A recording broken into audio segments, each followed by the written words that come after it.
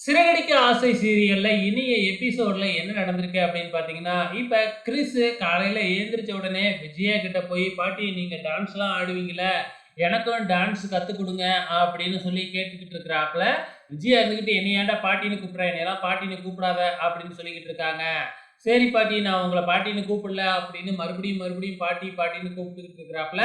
அப்ப அந்த இடத்துக்கு எல்லாருமே அசெம்பிள் ஆகுறாப்புல. அப்ப முத்து, "ஏன் கிறிஸ் உனக்கு டான்ஸ் ஆடுறதுக்கு ஆசையா இருக்கா?"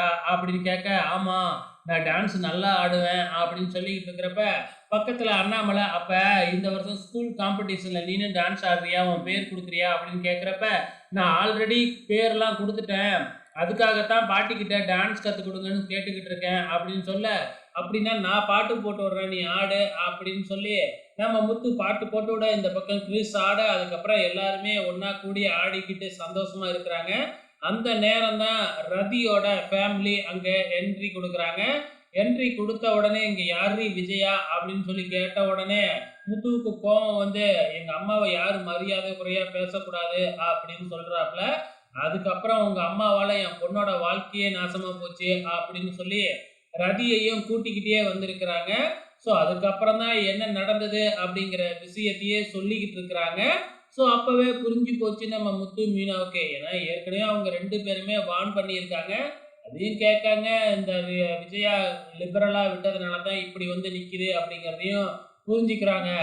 ஸோ இப்படி நடந்து போச்சுன்னா, நீங்க அந்த பையன் வீட்ல போய் தானே சண்டை போடணும். இங்க எதுக்கு வந்தீங்க? அப்படின்னு கேட்கிறப்ப, அதெல்லாம் ஆல்ரெடி அவங்க பையன் வீட்டுக்கு போய் பார்த்தாச்சு. அவங்க பையன என் பொண்ணுக்கு கல்யாணம் பண்ணி வைக்க முடியாதுன்னு சொல்லிட்டாங்க.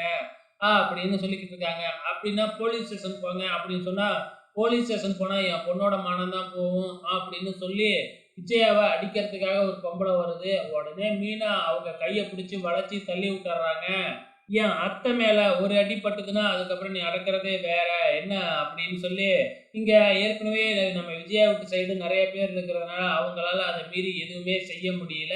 ஸோ நம்ம மீனாவும், முத்துவும் இருக்கிறதுனால வந்து பார்த்தீங்கன்னா, அவங்களால அவங்கள மீறி எதுவுமே பண்ணவே முடியல.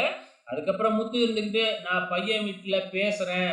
ஸோ அதுக்கப்புறம் எதா இருந்தாலும் முடிவு பண்ணிக்கலாம். கண்டிப்பா அந்த பையன பேசி உங்க பொண்ணோட கல்யாணம் பண்ணி வைக்கிறேன்" அப்படின்னு முத்து வாக்கு குடுக்குறாப்புல. அத கேட்டுட்டு நம்பி அவங்களும் கிளம்பி போயிடுறாங்க.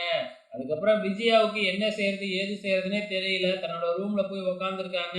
அவங்களுக்கு வேர்த்து ஊத்திக்கிட்டு இருக்கு. ஃபேன்லாம் எவ்வளோ வேகமா வச்சாலும் அப்படியே இருக்கிறாங்க. அதுக்கப்புறம் வந்து பார்த்தீங்கன்னா, விஜயா இருந்துகிட்டு மனோஜ கூப்பிட்டு, "நீ தான்டா இந்த பிரச்சனைய தீர்த்து வைக்கணும்" அப்படின்னு சொல்ல, "கவலைப்படாதீங்க. நான் இப்பவே ஒரு நல்ல வக்கீலா பார்க்குறேன்" அப்படின்னு சொன்ன உடனே, "ஏன்டா வக்கீல போய் பார்த்தீன்னா, இந்த விஷயம் ஊரு ஃபுல்லா தெரிய வரும்.